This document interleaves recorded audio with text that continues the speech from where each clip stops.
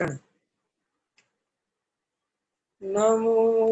अरिहन्ताय नमो सिद्धाणं नमो आयर्याणं नमो वज्रायाणं नमो लोये सब्बसारणं मंगलम भगवान वीरो मंगलम गौतम गढ़ी मंगलम कुंद कुंदार्यो जैन धर्मोस्तु मंगलम सर्व मंगल मांगल्यम सर्व कल्याण कारकम प्रधानां सर्वधर्माणां जैनम जयतु शासनम आत्मज्ञान ही ज्ञान है शेष सभी अज्ञान विश्व शांति का मूल है वीतराग विज्ञान वीतराग विज्ञान ही तीन लोक में सार वीतराग विज्ञान का घर घर होए प्रसार। मोह क्षय करने का उपाय की बहुत ही सुंदरतम चर्चा चल रही है। वास्तव में अगर जीव को कोई दुख है तो वो एकमात्र मोह का ही दुख है, मोह से ही दुख है, मोह का ही दुख है, मोह के द्वारा ही दुख है। जो मोह माने मिथ्या। हम सब वर्तमान में जितनी भी आकुलता चल रही है ये सब के पीछे मिथ्यात्व है। ये मोह क्षय करने का जो चर्चा का उपाय चल रहा है ये बहुत ही मार्मिक है, बहुत ही एकाग्रता से सुनना समझना, बहुत आनंद आएगा। अपने ज्ञान की दृष्टि हो जाए इस भावना से सुनना तो ये सफल होगा ये प्रकरण। देखो क्या कहते हैं। सर्वप्रथम 54 नंबर का पेज है, 54 नंबर का पेज, दूसरा पैरा। सर्वप्रथम अरहंत का लक्ष्य होता तो है, किंतु बाद में अरहंत के लक्ष्य से भी हटकर स्वभाव की श्रद्धा करने पर सम्यक दर्शन दशा प्रकट होती है। सर्वज्ञ अरहंत भी आत्मा है और मैं भी आत्मा हूँ, ऐसी प्रतीति करने के बाद अपनी पर्याय में सर्वज्ञ से जितनी अपूर्णता है उसे दूर करने के लिए स्वभाव में एकाग्रता का प्रयत्न करता है। मैंने पीछे कहा था भाषा मत पकड़ना, भाषा बहुत कमजोर होती है। अभिप्राय पकड़ना, शब्द बहुत सीमित होते हैं, बहुत बहुत लिमिटेड दायरे में रह के बात करनी पड़ती है। देखो क्या कहते हैं, सर्वप्रथम अरहंत का लक्ष्य होता है। सर्वप्रथम जीव अपने स्वरूप को जाने तो जाने कैसे, अपने को आत्मा जाने तो जाने कैसे। तो कहते हैं कि साहब सबसे पहले अरहंत परमात्मा, देव, शास्त्र, गुरु, इनकी सच्ची समझ आ जाए जीव को। पहले ये जीव को समझ में आ जाए कि सच्चा उपदेश कौन है, क्या है, स्वरूप क्या है, भगवान कौन है। मित्र इनसे क्यों कि संसार में न तो भगवानों की कमी है, न शास्त्रों की कमी है, न गुरुओं की कमी है। जगह जगह उपदेश देने वाले हैं, जगह जगह शास्त्र छपवाने वाले हैं, सब जगह शास्त्र पढ़े जा रहे हैं, सब जगह मंदिर बन रहे हैं, सब जगह देव स्थापित किए जा रहे हैं। लेकिन इनमें से धन्य है वे जीव तो पहले ये विचार करते हैं कि कौन से भगवान को भगवान मानना और कौन से भगवान को भगवान नहीं मानना। चाहे जिसको भगवान मानते रहना, चाहे जिसको शास्त्र मानते रहना, चाहे जिसको गुरु मानते रहना, वे जीव तो अभागे हैं। उन विचारों का तो करुणा के पात्र है, उनका तो भाग उदय नहीं आया, उनको तो पता ही नहीं है ये बात। हमारे भाग्य के उदय से हमारी योग्यता है, हमारी कुछ क्या कहना चाहिए जन्मों जन्मों का समझ लो पुण्य फला है कि हमें ये बात विचारने में आई कि भैया कौन सा देव। देखो एक टोडरमल जी साहब ने परंपरा से देव शास्त्र गुरु की पूजा भक्ति करते हैं बहुत सारे जीव, जिनने जैन कुल में जन्म ले लिया, जैन धर्म को मानते हैं, करते हैं, क्योंकि उनका जन्म ही जैन धर्म में हो गया। फिर और दिगंबर हैं और है, वो करते हैं, लेकिन उनको भाग्यशाली नहीं कहना। भाग्यशाली तो वे हैं जो जैन हो अथवा नहीं हो, छोड़ो, लेकिन जो सच्चे देव शास्त्र गुरु का स्वरूप पहचानने की चेष्टा करते हैं, सच्चे देव शास्त्र गुरु का स्वरूप जानते हैं, जानने में उन्होंने अपना उपयोग लगाया है, वे उनका भाग्य का उदय है। कोई दिगंबर है, परंपरा से वीतरागी भगवान को मानता है, उनकी पूजा करता है, भाग्य भाग्य कुछ नहीं काम देने वाला, क्योंकि वो स्वरूप अंदर से नहीं जानता, वो तो परंपरा से जानता है। इसलिए जो यहाँ गुरुदेव कह रहे हैं कि अरहंत का लक्ष्य होता है, तो धन्य है वे लोग जो अरहंत का लक्ष्य माने, अरहंत का स्वरूप।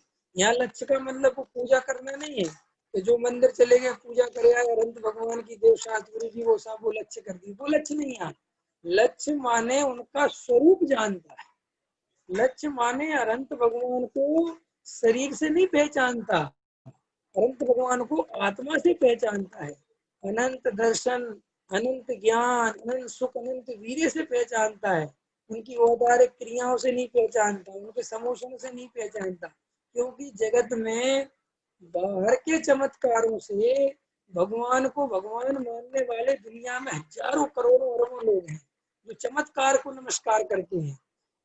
यहाँ अरहंत का लक्ष्य का अर्थ वो नहीं है। यहाँ अरहंत का लक्ष्य का अर्थ है जो अरहंत का स्वरूप पहचानता है। इसलिए देखो, बहुत सारे लोग हैं जिनको अभी स्वरूप ही पता नहीं है।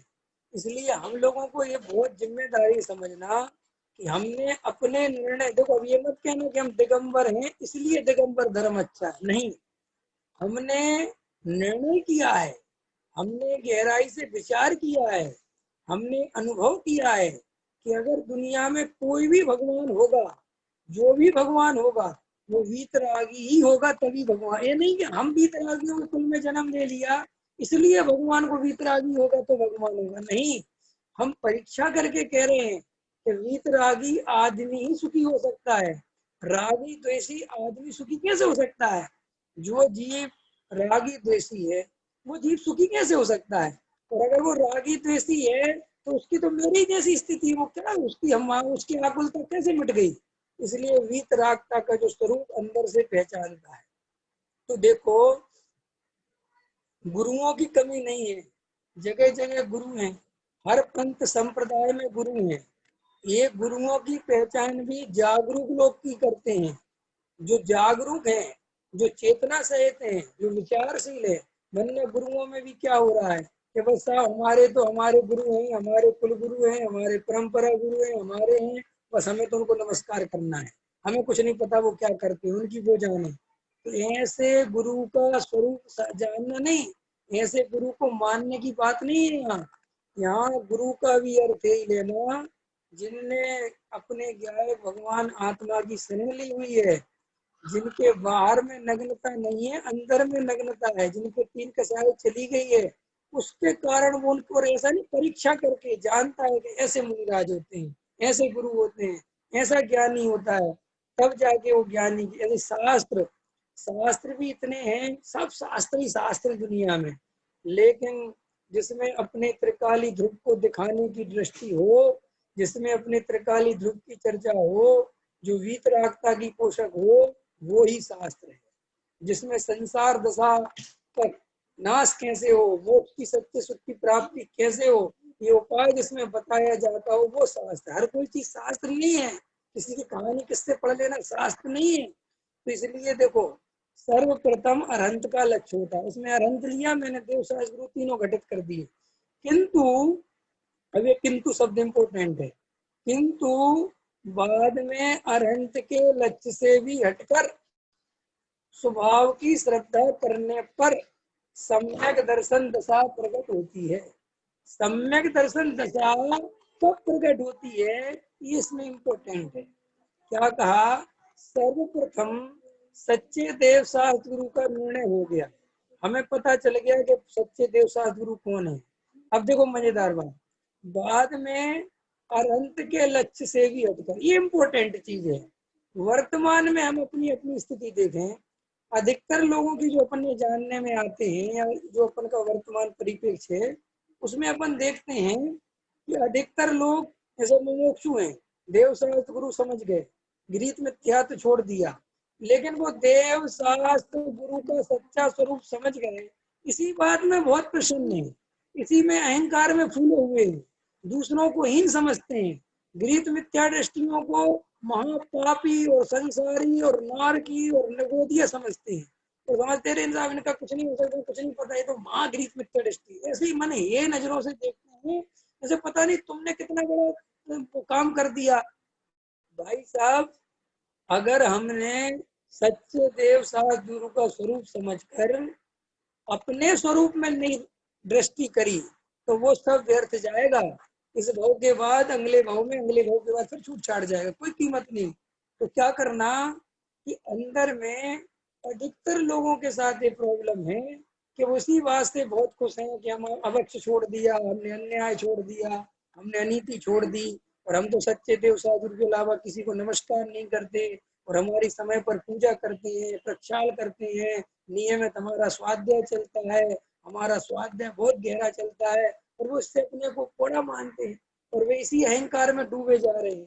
तो देखो, उनको इस बात का स्मरण करना चाहिए, ध्यान देना चाहिए। क्या कह रहा है पूज्य गुरुदेव श्री कि किंतु वे बाद में अरहंत के लक्ष्य से भी हटकर स्वभाव की श्रद्धा करने पर, हमने अरहंत का स्वरूप समझ लिया और वहां से भी दृष्टि हटानी है, वहां से भी हटाकर श्रद्धा अपने एक गायक भगवान आत्मा में ही लगानी है। अरहंत भगवान भी पर हैं, स्व नहीं है, स्व तो मेरा अपना ही त्रिकाली ध्रुव है, देव शास्त्र गुरु बिल्कुल पर द्रव्य है, ये डंके की चोट पे चाहिए। इसमें जिनको जरा सा इमोशनल लगता है कि अरे अरे देव शास्त्र गुरु पर नहीं करना, पर नहीं करना, करने क्यों, पर कहने में बुराई क्या है, देव शास्त्र गुरु पर नहीं है क्या? भाई साहब, ये देव शास्त्र गुरु पर हैं, ये भी देव शास्त्र गुरु ने ही बताया। नहीं समझ में आया प्रमोद जी, दिनेश जी? देव शास्त्र गुरु भी पर हैं, ये किसने बताया? उन्हीं देव शास्त्र गुरु ने तो बताया, तो बुराई मानने की जरूरत क्या है? अपन नहीं कहते अपने बाप से तुमने ही तो सिखाया है ये, अब करता हूँ तो बुरा लगता है? ऐसे ही देव शास्त्र गुरु ने कहा है हमसे कि हे जीव, तू मेरे से न्यारा है, तू स्वयं भगवान है, तू अपने स्वरूप को देख, कब तक मुझे देखता रहेगा? ये आदेश, ये आज्ञा, ये उपदेश जिनेन्द्र भगवान का खुद का है, इसलिए जिन लोगों को बुरा लगता है उन्हें जिनेन्द्र भगवान की आज्ञा पसंद नहीं, इसका मतलब भाई जिनेन्द्र भगवान ने कहा है कि मेरी पूजा भक्ति स्वाध्याय हो गया, समझ लिया तुमने, जो होना था हो गया, अब तुम अपने ज्ञायक भाव की पूजा भक्ति स्वाध्याय करो, क्योंकि हमारी पूजा भक्ति स्वाध्याय से तुम्हें सम्यक दर्शन नहीं मिलेगा, हम तो तुम्हें मार्ग बता दिया, और तुम जो मार्ग समझ गए तो मार्ग पे चलो, अपना काम करो, हमारे कब तक धन्यवाद देते रहोगे? देखो भाई, ज्ञानी को देव शास्त्र रूपी भक्ति का राग आए बिना नहीं रहता, ये परम सत्य है, परम सत्य, इसमें कोई डरने की बात नहीं है। सुनील जी, देव शास्त्र गुरु का ज्ञानी को राग आए बिना नहीं रहता, बराबर है? नक्की करो, बराबर है भैया, संजय भैया? बराबर है। सुबोध जी, संजय भैया बराबर है कि नहीं? कर्रापुर वाले भैया बराबर है कि नहीं? बराबर है। अब विचार करो, तुम्हें राग आता है तो ज्ञानी होके आता है कि अज्ञानता ही में आता है? और अगर अज्ञानता में आता है तो वो सच्चा कैसे हो सकता है? क्योंकि देव शास्त्र गुरु का राग तुम्हें आता किस आधार से है? जब तुम्हें उनके बताए हुए मार्ग पर अभी तक हम चले ही नहीं, हमें कुछ मिला ही नहीं, तो हमें उनकी भक्ति किस आधार पे आती है?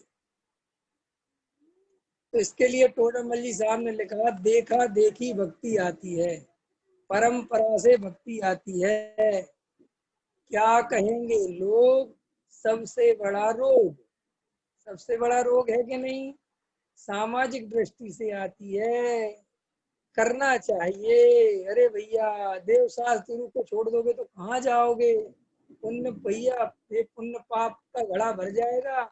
जरा पुण्य कमा लो, है कि नहीं संजय भैया? है, पुण्य कमा लो तुम थोड़ा बहुत। 1 घंटे जो तुम क्लास सुन रहे हो ना, आपको बहुत पुण्य बन रहा है। तो शास्त्री जी कल से 8:30 करोड़ 1.5 घंटे का पुण्य बांध लेंगे, हमें तो बहुत पुण्य चाहिए। ख्याल में आया कि नहीं आया? तो पुण्य के लालच से, परंपरा से, अज्ञानता से, देखा देखी, कुल अपनी जाति में अपने देवशास्त्र गुरु के चल रहा है, तो हमें भी चलाना है। और समझ लो, थोड़ा बहुत निर्णय भी कर लिया, सच्चे देवशास्त्र गुरु को समझ लिया, तो भी राग किस आधार से आता है? वो जब तक स्वरूप नहीं मिलेगा उनकी सच्ची भक्ति। इसलिए टोडरमल जी साहब ने बात कोट किया कि भक्ति तो ज्ञानी को ही होती है। सच्ची भक्ति किसको होती है? ज्ञानी को। अज्ञानी को नहीं। देखो, ये बात गलत नहीं है, लोक में भी यही व्यवस्था है। सुनील जी, सुनील जी, मुझे आपकी मदद की बहुत जरूरत है, बहुत मदद की जरूरत है आपकी। आपने कहा हाँ ना, आपकी कोई बात नहीं, आपको कोई जरूरत है बताना। मैंने कहा बहुत अच्छे आदमी हो आप, बहुत बढ़िया, समझना मेरी बात, उदाहरण के लिए। लेकिन मैंने आपकी कोई मदद अभी तक ली नहीं, और आपने अभी तक मेरी कोई मदद की नहीं। सच बताना, अब मैं आपकी महिमा कितने ही करता रहूं कि बहुत अच्छे हो आप, बहुत अच्छे हो, लेकिन असली महिमा कब आएगी? जब आप मेरे काम आ जाओगे, जब मेरा कोई काम निकाल दोगे, जब मुझे कोई लगेगा यार इनने इस मुसीबत से मुझे निकाल दिया है, बहुत गजब का, तब मुझे लगेगा यस संजय यार, संजय सुनील भैया बहुत अच्छे हैं यार, बहुत बढ़िया आदमी है। अभी मैं आपको कितना ही बढ़िया कहूँ, वो बढ़िया और उस बढ़िया में अंतर होता है। अंतर होता है कि नहीं होता? ऐसे ही ज्ञानी और अज्ञानी की भक्ति में नियम से अंतर होता है। अज्ञानी कितने ही बोले, कितने ही बढ़िया से बढ़िया पूजा की लाइन पढ़े, उसकी वो असलियत नहीं होती। असलियत हो सकती है क्या? वो बात असली हो सकती है क्या? इसलिए अज्ञानी की भक्ति में वो दम ही नहीं है जो ज्ञानी की है। होता है कि नहीं होता है? अरे लोक में भी होता है यार। लोक में भी क्या होता है? हमारा मनपसंद आदमी जिससे हमारा दिल से दिल मिलता हो, हमारे विचार मिलते हो, वो हमें मिलता है, भले ही 2 मिनट के लिए मिले, आनंद आता है कि नहीं आता? खुशी होती है कि नहीं होती? और जिस आदमी से हमारे विचार नहीं मिलते, जिस आदमी से हमारे भाव नहीं मिलते, वो आदमी दिन भर भी हमारे पास बैठा रहे तो हमें कोई काम का नहीं है। ऐसे ही आचार्य हमसे कहते हैं कि जिन जीवों से अनंत भगवान की सम्यक दर्शन जिनको मिल गया है, वे अनंत भगवान को आंख बंद करके भी 2 मिनट में भक्ति करते हैं। ज्ञानी उनके पास दिन भर खड़ा रहे वो भक्ति निकल ही नहीं सकती। है कि नहीं बोलो? है क्यों विवेक जी? आंखों आंखों में बातें हो जाती है कि नहीं? है, हो जाती है। और जब भाव नहीं मिलते तो पूरी जबान निकाल के रख दो तो भी बात नहीं हो पाती। ऐसे ही ज्ञानी जो है, वो आंखों आंखों में रन से बात कर लेता है, उसने वो और कहीं भी खड़ा हो जाता है। इसलिए ज्ञानी हटी नहीं होता, उसको हटा कर नहीं होता कि मुझे भगवान के बहुत पास जाना है। वो कहता है यहीं से दोस्ती पक्की, यहीं से दिख रहे हो हमें सब, तुम्हारा आनंद यहीं से दिख रहा है। अब ये है गजब की बात। ये और अज्ञानी है, वो तो सोचता भगवान के पास जितने चले जाओ, जितने उनके पैर वैर छू लो, जितनी प्रतिमा को उठा लो, रख लो, कर लो, उतना ज्यादा पुण्य बनेगा। दूर से कैसे बनेगा?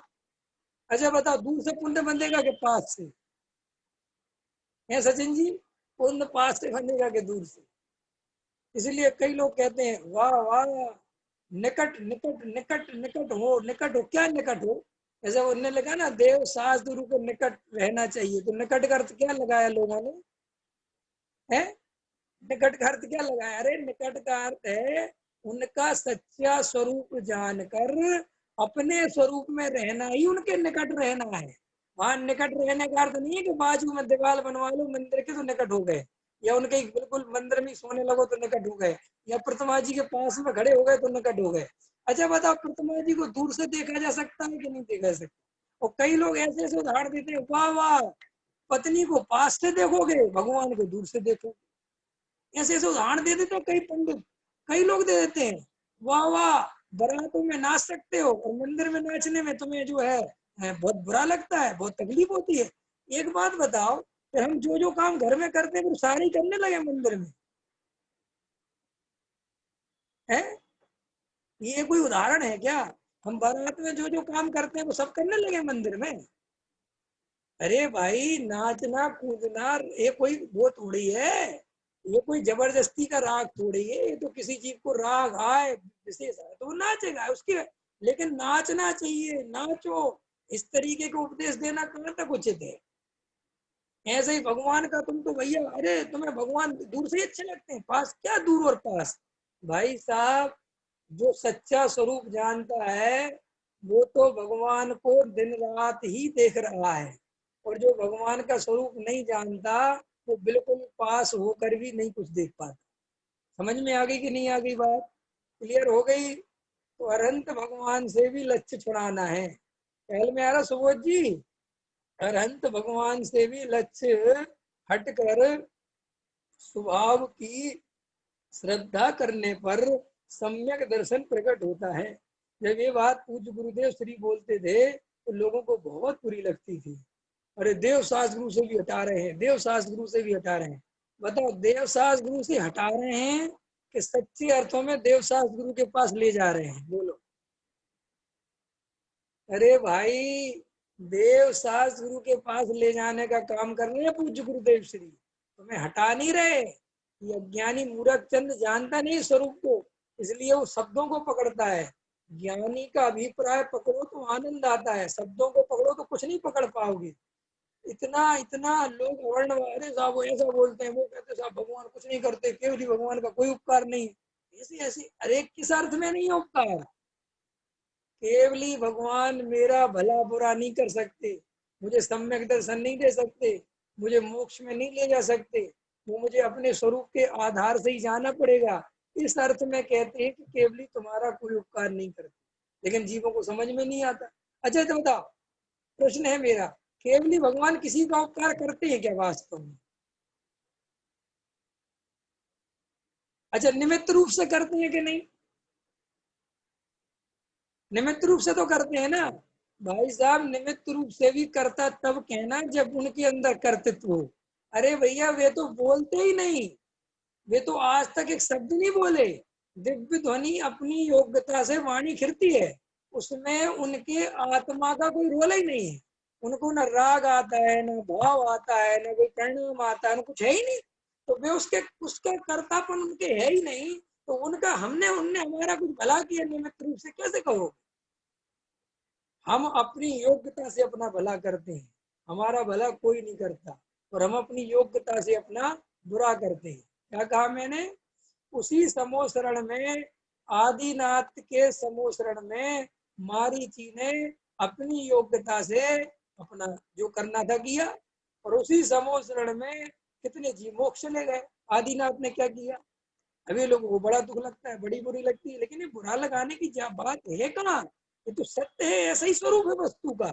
और देखो क्या कहते हैं बाद में, अरहंत के लक्ष्य से भी हटकर, ये लाइन मुझे बहुत आनंद दे रही है इसलिए मैं बार बार कह रहा हूँ। अरहंत के लक्ष्य से भी हटकर स्वभाव की श्रद्धा करने पर सम्यक दर्शन प्रकट होता है। जब जीव को ये निर्णय बनता है, हो ये जिनेन्द्र भगवान मुझे यही कह रहे हैं कि तू भी अपनी आत्मा की ऐसी श्रद्धा कर जैसी मैंने करी। ओहो, अनंत भगवान से भी दृष्टि हटाई और अपने ज्ञात भाव पर दृष्टि लगाई, और अपनी आत्मानुभूति और वेद ज्ञान चला, और सम्यक दर्शन हो गया। सम्यक दर्शन करने का उपाय ही एकमात्र है, अपने स्वरूप की महिमा आना। अहो मैं ऐसा हूँ, मुझे इन बातों की खबर ही नहीं थी। टोडरमल जी साहब ने भाई साहब ऐसे अनुभव से लिखी ये बातें, ऐसे आनंद से लिखी। क्या लिखते हैं टोडरमल जी साहब? अहो मुझे तो इन बातों की खबर ही नहीं थी। ऐसा लगता है जैसे वो आत्मानुभव से निकले हों और लिख दी हुई लाइन है कि अहो मुझे तो इन बातों की खबर ही नहीं थी, कहाँ पड़ा था मैं, क्या कर रहा था, है? करोड़पति वाला उदाहरण आता ना, रिक्शे वाला, कि जब उसको पता चला कि अरे करोड़ों रुपए मेरे पास हैं और उनका मालिक मैं हूँ, तो देखो वो फकीरपना तुरंत निकला कि नहीं निकला अनुरंजन जी? वो भिखारीपन निकला कि नहीं निकला? है। ऐसे ही मुझे पता चला कि हो मैं स्वयं भगवान हूँ, मैं त्रिकाली ध्रुव हूँ, मैं परिपूर्ण ज्ञायक तत्व हूँ, मुझे किसी की जरूरत नहीं, मेरे सुख का कोई किसी से लेना देना नहीं, मैं स्वयं सुख स्वरूप हूँ। ऐसा जब मुझे पता चला तो जो अंदर भिखारी बना चल रहा था पर्याय में, ये चाहिए ये चाहिए ये चाहिए तब सुखी होऊंगा, इस सारा का सारा भिखारीपन उसी समय निकला के नहीं निकला? बस उसी समय निकला और करोड़पति बन गए, भगवान बन गए। यही तो भगवान बनना है। और क्या है भगवान बनना? भगवान बनने माने भिखारीपन निकल जाना, ये भगवान बनना है। भगवान का दूसरा नाम क्या है? जिसे कुछ नहीं चाहिए वो भगवान। समझ गए नहीं समझ गए? और जब तक चाहिए तब तक भिखारी। अपन को चाहिए कि नहीं चाहिए? अभी चाहिए कि नहीं चाहिए? कि सुनो, मुझे नहीं चाहिए, और जिसे चाहिए वो मैं नहीं। क्या कहा? मुझे नहीं चाहिए और जिसे चाहिए वो मैं नहीं। कि किसे चाहिए? कि एक समय की मोह की पर्याय को चाहिए, एक समय की राग की पर्याय को चाहिए।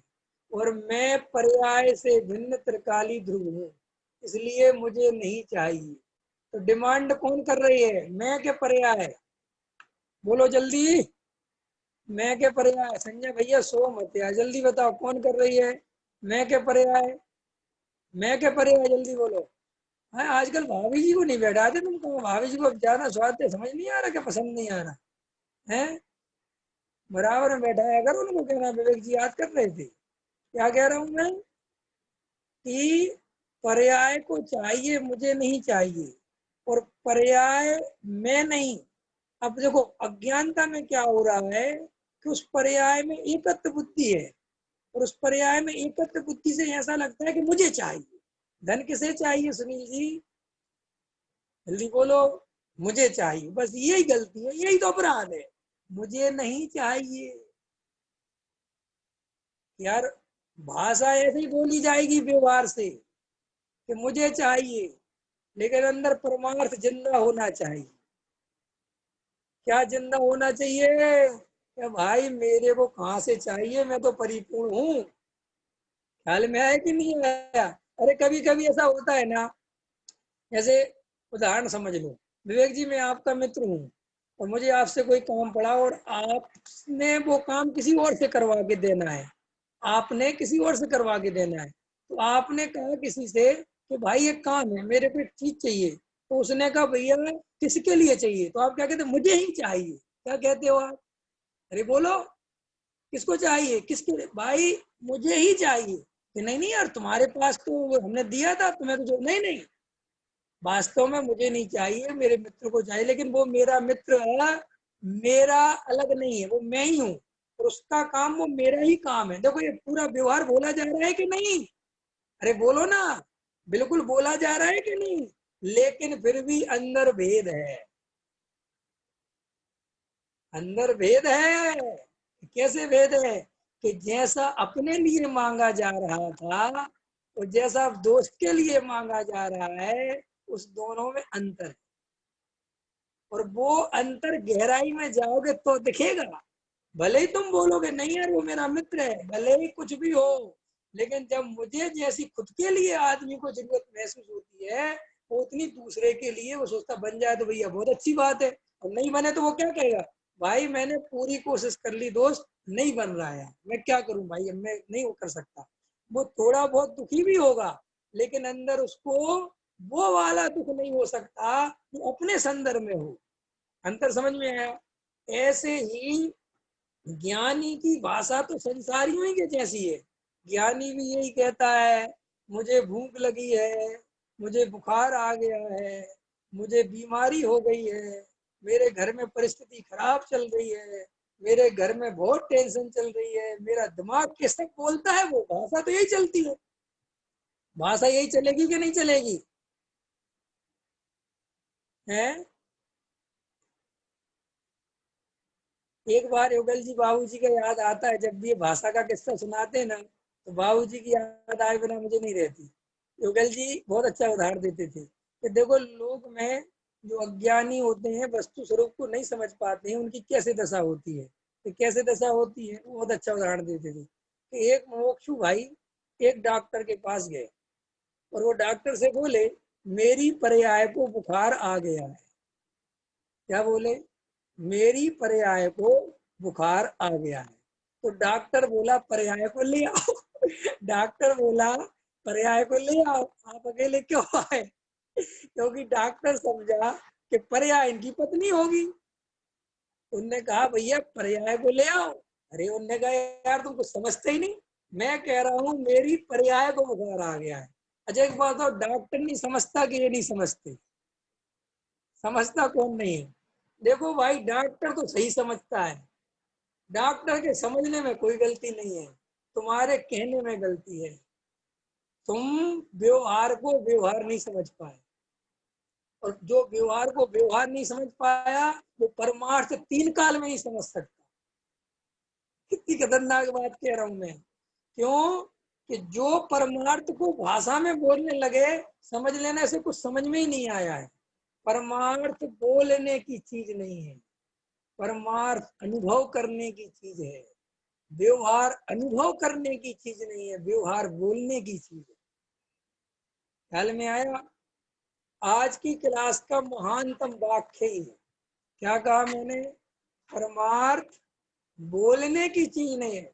संजय भैया ये लिख लो, जब मैं आऊंगा तुम्हारी कॉपी में लिखा चाहिए मेरे को। तुम मोबाइल में मत दिखा देना कि ये लिखा हुआ है, कॉपी में चाहिए। क्या बोला? परमार्थ बोलने की चीज नहीं है, परमार्थ अनुभव करने की चीज है। व्यवहार अनुभव करने की चीज नहीं है, व्यवहार बोलने की चीज है। और हम ये गलती करते हैं स्वाध्याय सुन सुन के कि व्यवहार अनुभव करते रहते हैं और परमार्थ बोलना चालू कर देते हैं। और परमार्थ बोल के हम मोक्षु नामधारी मोक्षु बन जाते हैं। और परमार्थ को जो जितना ज्यादा बोलने लगे वो उतना बड़ा मोक्षु बनने लगता है। नहीं समझ में आया? आपने मेरे को फोन लगाया विवेक जी, कहा विवेक जी कैसे हो? मैंने कहा जी मैं तो सदा त्रिकाली ध्रुवी हूँ, वहां की पर्याय की जो हालत है सो वो तो है ही, उससे मुझे क्या लेना देना है कि नहीं। मैं सदा काल अपने में रहता हूँ, ये पर्याय है ये तो सब। तो फिर आप कहोगे ठीक है मैं पर्याय से ही बात करूंगा, है ठीक है कि नहीं? ऐसे आचार्य कहते कि तुम परमार्थ को मजाक समझते हो। अरे भाई तुम उसी भाषा में उत्तर दो जो भाषा चल रही है। परमार्थ बोला नहीं जाता, परमार्थ अनुभव किया जाता है। मैं बना बनाया भगवान हूँ, ये बोलने की चीज नहीं है। बाजार में खड़े हो गए मैं भगवान हूँ मैं भगवान हूँ, भाई पागल पागल है क्या? भाई बाजार में कोई नहीं समझेगा तेरे को भगवान है भगवान है, तू ये अनुभव कर। बाजार में तो यही बोल आई एम विवेक कुमार भाई, मेरे को माल भेज दो। किसी से मत कहना मैं तो स्वयं भगवान हूँ माल भेज दो, वो कहेगा है भगवान को ही माल चाहिए क्या? आज के लिए माल शब्द बड़ा खतरनाक है वैसे भी, इसका बड़ा मजाक चल रहा है। माल है क्या? माल बड़ी हालत खराब है इसकी। ख्याल में आया कि नहीं? इसलिए अब आजकल कुछ और शब्द भैया बदलो, इसका व्यवहार बिगड़ गया है माल शब्द का, है नहीं? विचार करो गहराई से कि हम परमार्थ अनुभव करें, परमार्थ बोलने में संतुष्ट मत हो। और हम परमार्थ बोल बोल के ही संतुष्ट हैं, अनुभव नहीं करते। ख्याल में है कि नहीं आया? हमने 2-4 परमार्थ के वाक्य बोले और हम खुश हो जाते हैं, हम तो भगवान है, हमें तो द्रव्य, हम तो पर्याय में जाते ही नहीं, पर्याय हमें छूती नहीं, राग मेरा है ही नहीं, राग मेरी पर्याय से भिन्न है, मैं भिन्न हूँ, मेरा स्वभाव नहीं है। बस 10-50 बातें बोल बाल के पूरा हो गया। अरे भाई ये अनुभव करना है, ये बोलना बोलना नहीं है। ये तो प्रवचन में मैं बोल रहा हूँ, ये मजबूरी है, उपदेश है। वास्तव में अनुभव करना ही जीव का कार्य है, अनुभव ही चाहिए इन बातों का, ये बोलना बोलना नहीं। तो देखो क्या, इसलिए कई लोग होते हैं तो समझ ही नहीं पाते। जो ज्यादा खतरनाक वाले मोक्ष होते हैं ना, वे तो भाषा ही में घूमते रहते हैं। यार हमने देखा उनको, वो तो पता नहीं कैसी कैसी बातें करते हैं, वो तो ऐसे चलते हैं, ऐसे उठते हैं, ऐसे बैठते हैं, ऐसी बातें करते हैं। अरे भाई तुम स्वरूप नहीं पहचानते भी वस्तु का। ख्याल में आया कि नहीं आया? जानते ही नहीं स्वरूप, क्या करें? देखो क्या कहते हैं, लक्ष्य से भी हटकर स्वभाव की श्रद्धा करने पर सम्यक दर्शन दशा प्रकट होती है। सम्यक दर्शन दशा प्रकट होती है। सम्यक दर्शन दशा प्रकट होती है जब जीव अरहंत का लक्ष्य छोड़कर उनका स्वरूप पहचान कर ऐसा ही मेरा स्वरूप है, ऐसी ही मेरी सत्ता है, ऐसा निर्णय करता है और अपने ज्ञान स्वभाव की दृष्टि करता है, तब वो सम्यक दर्शन प्रकट होता है। देखो ये सम्यक दर्शन प्रकट करने की बिल्कुल प्योर चर्चा चल रही है, बिल्कुल प्योर। इसमें ना इधर की बात है ना उधर की बात है।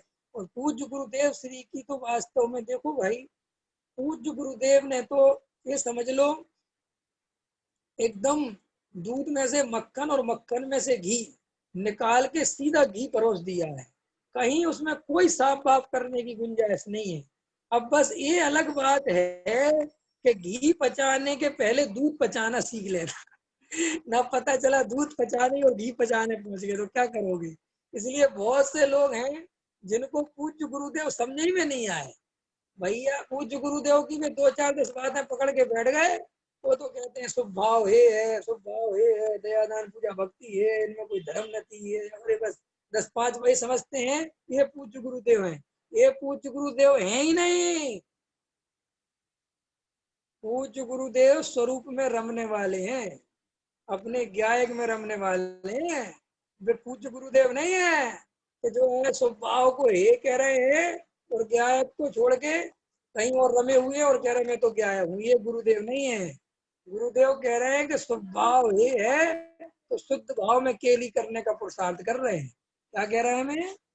ये है पूज्य गुरुदेव श्री। इसलिए जो लोग मात्र 2-4-10-50 बातें सीख लेते हैं और सोचते हैं कि अपन तो पूज्य गुरुदेव को समझ गए। पूज्य गुरुदेव को समझने का समझते हो? पूज्य गुरुदेव को समझना माने सम्यक दर्शन होना। कांजी स्वामी सम्यक दर्शन के पर्यायवाची हैं।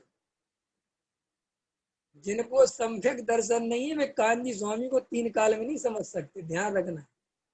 कांजी स्वामी है ही ऐसी चीज जो आप नहीं समझ सकते भाई साहब। इसलिए सम्यक दर्शन के बिना लोगों को पता ही नहीं कि पूज्य गुरुदेव श्री क्या चीज है। ये पागल बने हैं लोग, कांजी स्वामी का झंडा लेके घूमते रहते हैं अथवा उनके विरोध में खड़े रहते हैं।